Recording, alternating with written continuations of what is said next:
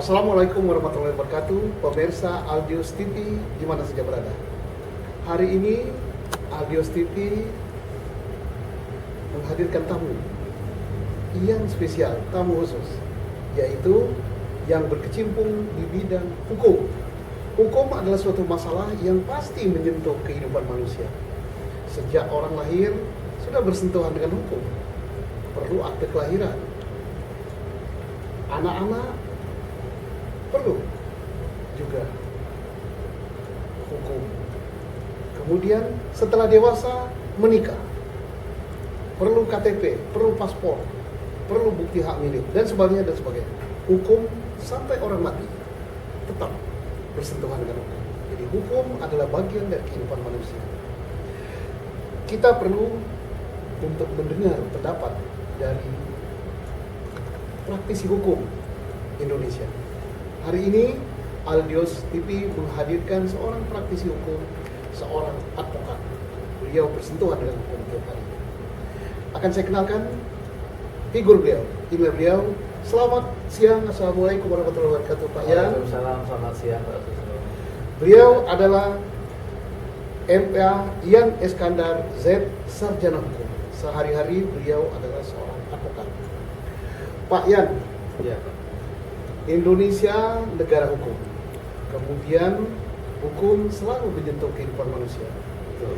Kita sering sekali mendengar ada isu-isu atau ada pandangan atau ada label.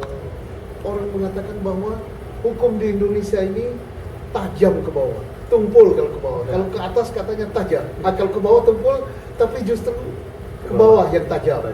Apa benar ini? Ya, mungkin persepsi itu timbul banyak faktor. Ya. Dari konteks penegakan hukum, sebenarnya pemerintahan sekarang sudah banyak kemajuan. Ya. Kenapa saya bilang banyak kemajuan? Pemerintah sekarang sudah melaksanakan undang-undang bantuan hukum. Undang-undang bantuan hukum ini terkait dengan apa? Capaian supaya masyarakat punya akses langsung terhadap keadilan. Kemudian di berbagai pengadilan kita sudah melihat banyak kemajuan juga terkait dengan pelayanan hukum. Pelayanan hukum. Iya, di setiap pengadilan itu bagi setiap orang yang ingin mendapat akses keadilan, pada saat masuk sudah diberikan apa yang mereka mau. Jadi setiap orang datang ke peradilan diberikan akses masuk yang luas. Dan keperluan apa dia? Keperluan apa? Dan itu dilayani secara maksimal. Ya. Nah, ini ditambah lagi dengan indeks persepsi yang dibuat oleh lembaga internasional seperti ILR. Indonesia Legal Roundtable itu memberikan persepsi. Survei mereka terakhir itu memberikan penilaian bahwa Indonesia itu beberapa poin ada kemajuan. Ukuran kemajuan itu mereka ada 5 poin yang mereka 5 poin ukuran poin. kemajuan. Yang pertama, ketaatan pemerintah terhadap hukum. Ya. Yang kedua, legalitas formal. Yang ketiga, terkait dengan kekuasaan kehakiman yang mandiri dan bebas merdeka. Yang keempat, akses terhadap keadilan dari masyarakat. Yang kelima adalah hak asasi manusia. Dari kelima poin penilaian mereka ini, Indonesia sekarang ini banyak mengalami kemajuan. Itu standar internasional. Standar internasional, orang luar yang menilai Ya. indeks persepsi terhadap penegakan hukum. Jadi ada asumsi yang mengatakan bahwa hukum lebih tajam ke bawah, ya itu boleh saja terdapat ya. Tapi sekarang kita mengakui secara fakta banyak kemajuan. Ada kemajuan. Dan yang menilai itu bukan Indonesia, bukan pemerintah, bukan kelompok tertentu, tapi internasional. Internasional. Lembaga yang kredibel. Jadi tidak usah khawatir, saudara-saudara, bahwa dalam praktik hukum akses untuk mendapatkan keadilan itu dibuka seluas-luasnya. Dan negara kita standar hukumnya sudah demikian bagus. Kemudian Pak Yan, satu lagi isu yang beredar di tengah-tengah masyarakat bahwa katanya ada kriminalisasi. Ya. Kriminalisasi ulama, kriminalisasi terhadap orang yang tidak pro pemerintah. Ya. Oh ini apa benar ini Pak? Saya kira itu sangat tendensius dan tidak benar. Kriminalisasi itu muncul kalau seandainya ada seseorang yang dibuat seolah bersalah, direkayasa, itu boleh saja. Tapi kalau kita lihat dari kejadian-kejadian yang terkait dengan isu-isu yang misalnya ada ulama diskriminasi, konteksnya konteks pelanggaran hukum. Konteks pelanggaran hukum. Iya, konteks pelanggaran hukum. Siapa yang melanggar, ya mereka harus menerima konsekuensi. Dan ada piranti kalau dia tidak puas ya Pak ya? Ada pirantinya, Iya. ada piranti yang sudah disepakati melalui Misalnya, pra-peradilan. Iya, gitu iya. Jadi kalau merasa bahwa dia dikriminalisasi tidak benar dengan hukum itu, dia bisa mengajukan. Mengajukan gugatan. Saudara, makin menarik kita bicara masalah hukum ini karena ini masalah kita semua. Kita akan lanjutkan setelah yang satu ini. Ayo, kenali 5 warna surat suara pada pemilu 2019. Untuk surat suara pemilihan presiden dan wakil presiden, tampak belakang surat suara berwarna abu-abu. Untuk surat suara pemilihan DPD RI, tampak belakang surat suara berwarna merah. Untuk surat suara pemilihan DPR RI, tampak belakang surat suara berwarna kuning. Untuk surat suara pemilihan DPRD Provinsi, tampak belakang surat suara berwarna biru. Dan untuk surat suara pemilihan DPRD Kabupaten Kota, tampak belakang surat suara berwarna hijau. Masukkan surat suara ke dalam kotak suara yang warnanya sesuai dengan warna surat suara yang telah ditentukan. Perhatikan warnanya dan jangan sampai keliru. Ayo ke TPS hari Rabu 17 April 2019. Pemilih berdaulat, negara kuat. Pemirsa sekalian, makin asik berbicara tentang hukum. Ada lagi Pak yang beredar di masyarakat ini, walaupun kita secara internasional sudah jauh kemajuan, naik peringkat kita.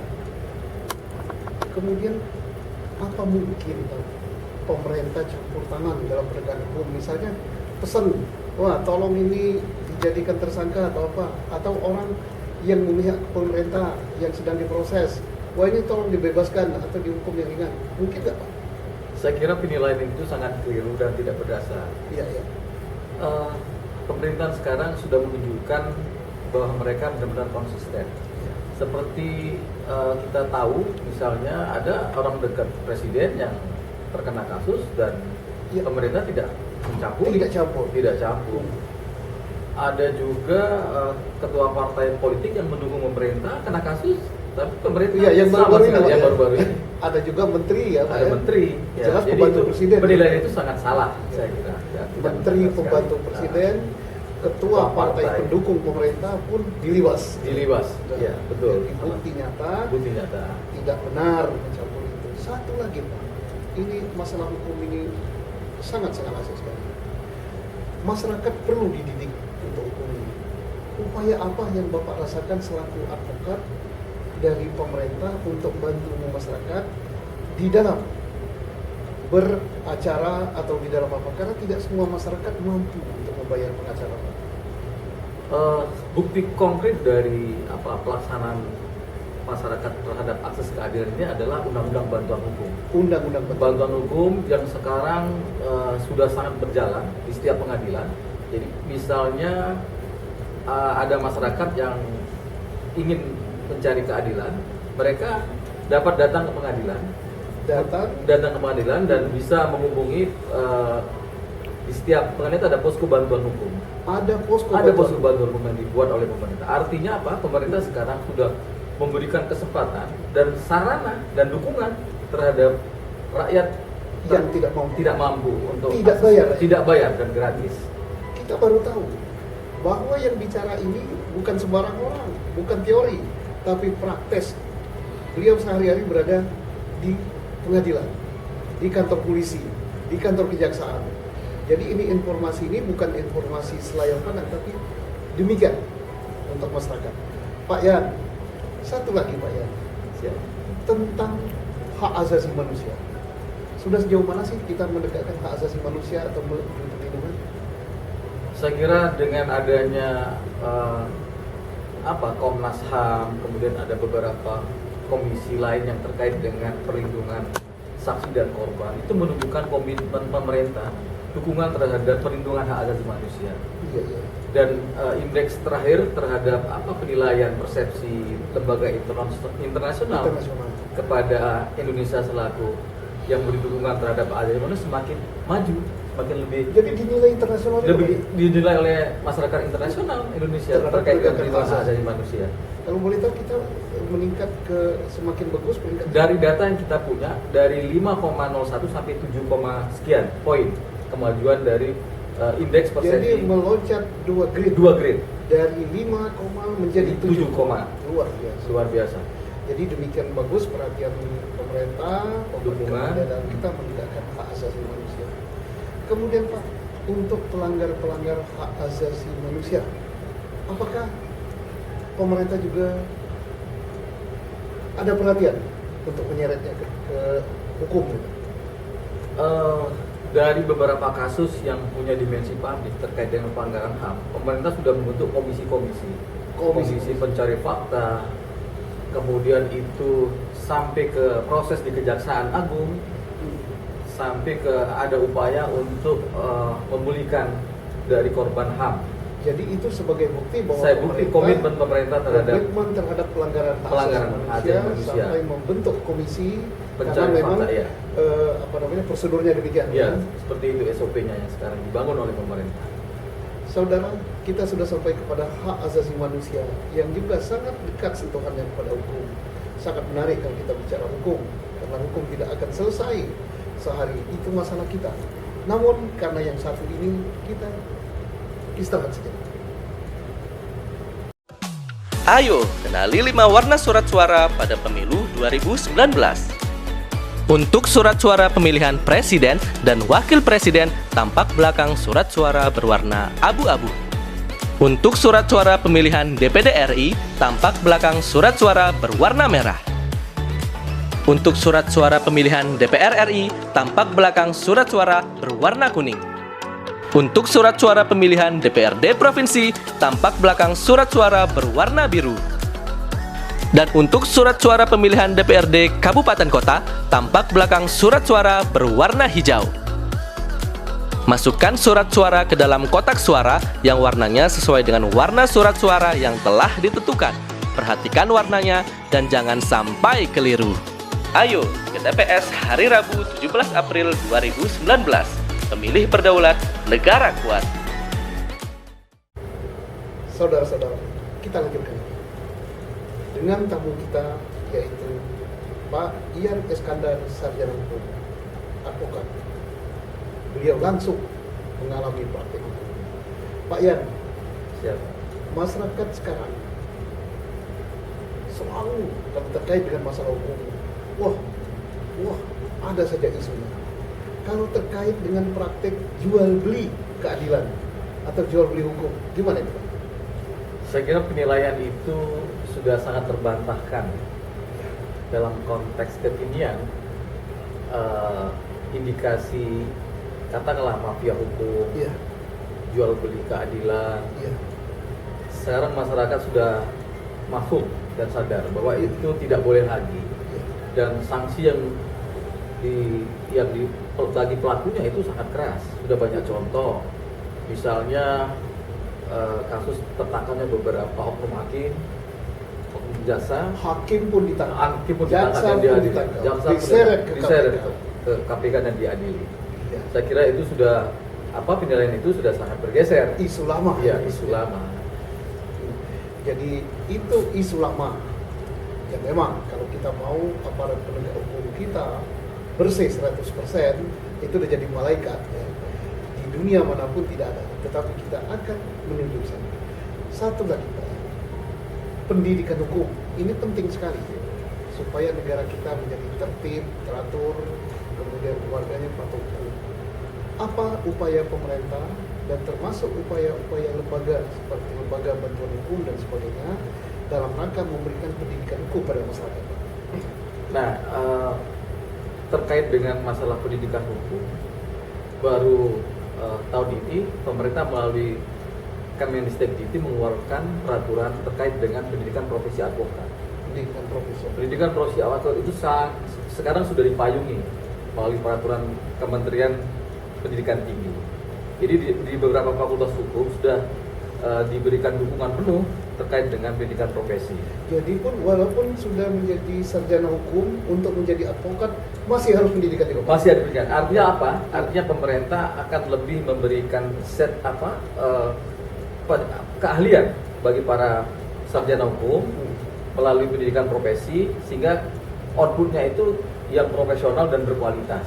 Jadi tidak hanya semua sarjana hukum bisa terjun jadi advokat. Iya, tidak semua. Tapi mereka harus mengikuti proses pendidikan profesi terlebih dahulu. Pendidikan itu ada lulus tidak lulusnya, Pak? Ada tidak lulusnya dan diberikan sertifikasi. Sertifikasi. Iya, sertifikasi. Sekarang semuanya sertifikasi. Luar Semua biasa. profesi. Jadi upaya pemerintah, negara dan bangsa ini di dalam menegakkan hukum sudah luar biasa.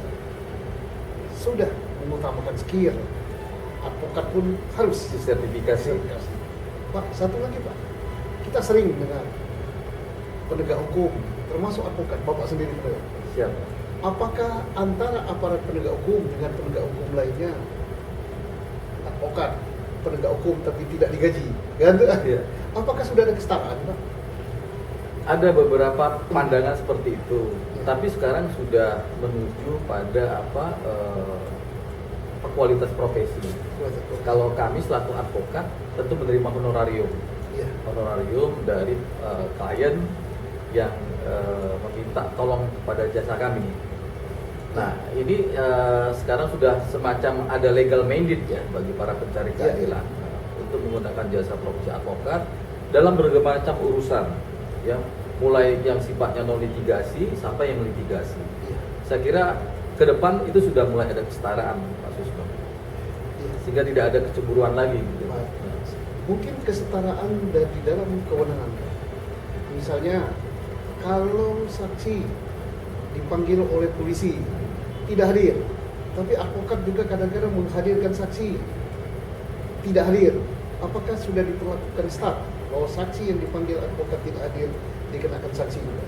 Semuanya sama Pak sekarang. Jadi ada konsekuensi sanksi bagi para setiap orang yang dipanggil untuk menghadiri proses hukum. Semuanya sama sekarang. Jadi advokat minta dihadirkan si A sebagai saksi, ternyata dia tidak datang, itu bisa dikenai sanksi. Bisa kenai sanksi. Jadi demikian penghargaan bahwa untuk menjadikan kesetaraan penegak hukum di dalam beracara, saksi dari advokat wajib Hadir. bukan hanya saksi dari jaksa saja yang harus hadir. Satu Pak, terkait dengan permasalahan-permasalahan hukum di Indonesia, yaitu tentang beracara di semua tingkatan. Apakah advokat sudah bisa untuk membela kliennya pada tahap penyidikan atau penyelidikan? Sekarang eranya sudah sangat terbuka. Sangat terbuka. Jadi para penyidik, para penuntut umum pun sangat mafhum bahwa setiap orang yang tersangkut kasus hukum wajib didampingi oleh advokat. Iya. Sehingga keluasan kami terhadap proses hukum ini sangat membantu. Mulai dari tingkat penyidikan sampai ke proses persidangan. Proses persidangan. Iya. Jadi terbuka luas. Sangat terbuka. Jadi penyidik pun sangat senang kalau ada seseorang yang terangkut kasus hukum didampingi oleh advokat. Jadi pekerjaan mereka terawasi. Iya. Ada kontrol juga artinya dari profesi sesama profesi. Seperti itu Pak.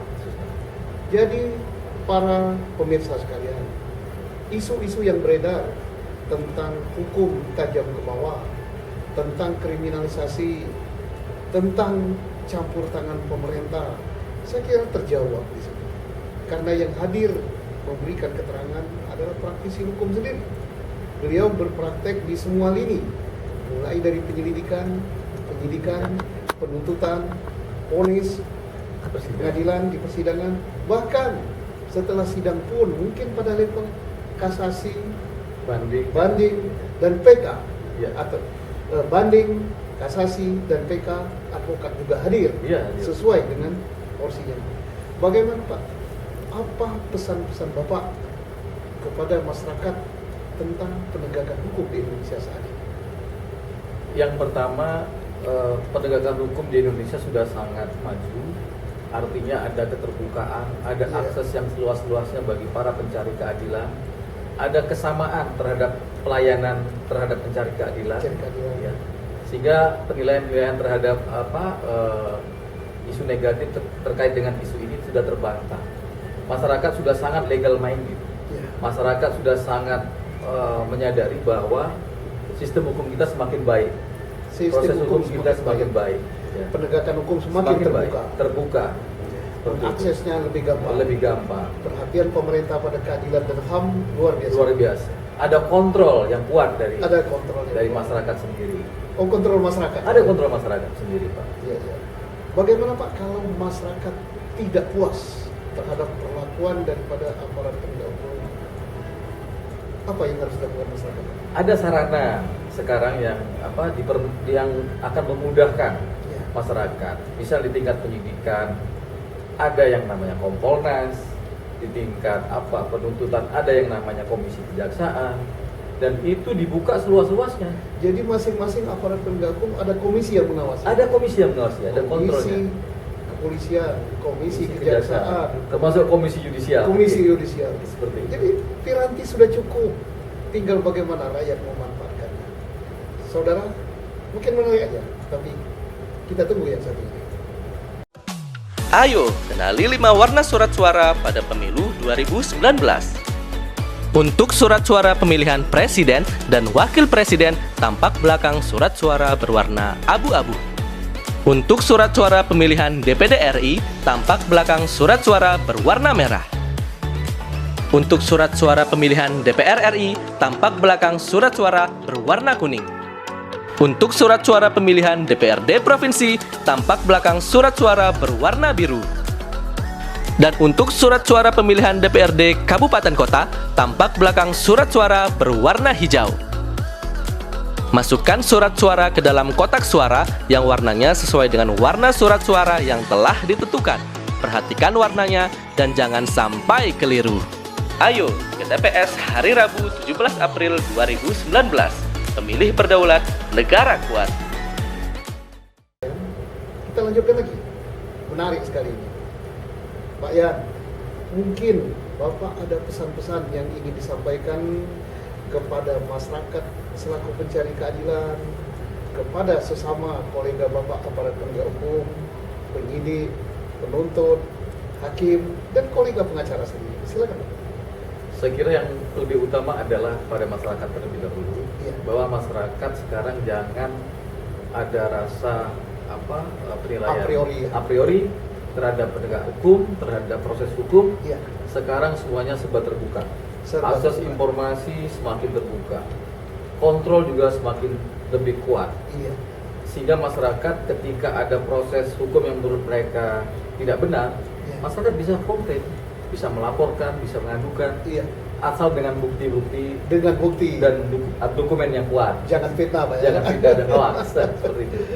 Nah, untuk teman-teman sama profesi hukum, saya kira kita sudah semakin maju Iya.